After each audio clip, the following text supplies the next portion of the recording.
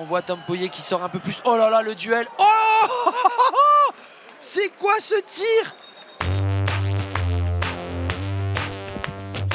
Bonjour à tous, j'espère que vous allez bien. Vous êtes bienvenus dans le débrief, l'émission de la LNH qui fait le tour de l'actualité handball en moins de 5 minutes. Et on commence tout de suite par ce qui est peut-être la surprise de la semaine, c'est la victoire de Chartres d'un petit but 29-28 face à Chambéry.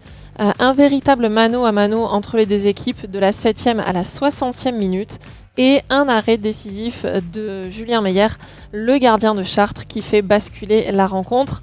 C'est une belle performance pour Chartres qui s'offre à nouveau un gros à domicile.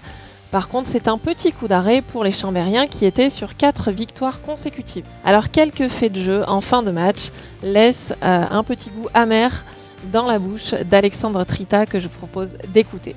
On a fait des erreurs, on doit mieux faire, on doit pouvoir tuer le match peut-être avant, il n'y a aucun problème. Mais quand on arrive dans ce genre de situation, ça fait mal parce que Chartres s'est bien battu aussi.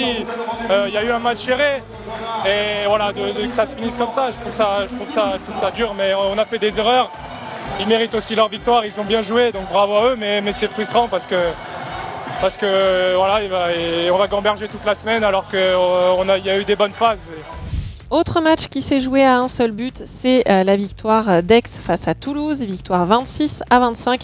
Scénario complètement différent, puisque Toulouse a compté jusqu'à 6 buts d'avance en première mi-temps et que Aix a complètement retourné la situation en deuxième, notamment grâce à la très belle performance du gardien de but Alejandro Romero, auteur de 12 arrêts à 50%. Il a complètement écœuré les tireurs toulousains, à commencer par le capitaine Pierre Ixchel, qu'on écoute.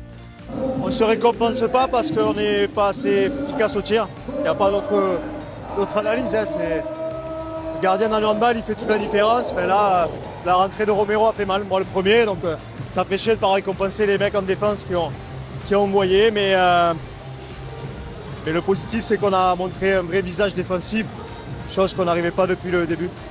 Enfin, dernière interview que je voulais vous montrer, c'est celle de Benjamin Gallego, le joueur nîmois. Nîmes qui jouait un match contre Istres et Nîmes qui s'est imposé 37-34.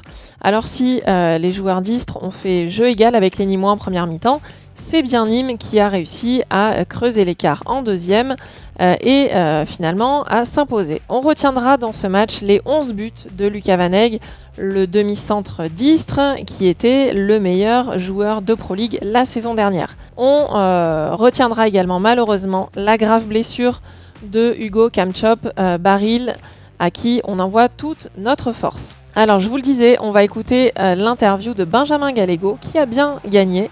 Malgré ce qu'on pourrait penser, vous allez voir, il est très exigeant avec son équipe. En première mi-temps, c'est une première mi-temps catastrophique en défense. Quand on prend 21 buts, c'est pas de notre niveau. Donc heureusement qu'on a réussi à relever le niveau en seconde période pour gagner.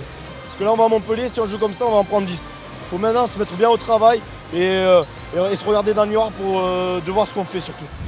Voilà, je vous laisse découvrir sans transition les autres résultats de la journée avec les victoires précieuses de Créteil à Dunkerque et de Montpellier à Ivry, ainsi que les cartons de Paris, Nantes et Saint-Raphaël. Au classement, regardez, Nantes reste leader et devance Montpellier et Paris. En embuscade, derrière, on retrouve 4 équipes, Chambéry, Cesson, Aix et Nîmes.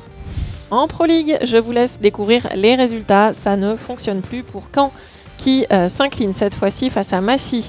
À l'inverse, on n'arrête plus Sarrebourg qui s'impose 28-26 contre Nancy. Du côté des promus, défaite de Frontignan qui recevait Dijon et peut-être plus surprenant, défaite de Bordeaux à Besançon sur le score de 35-29.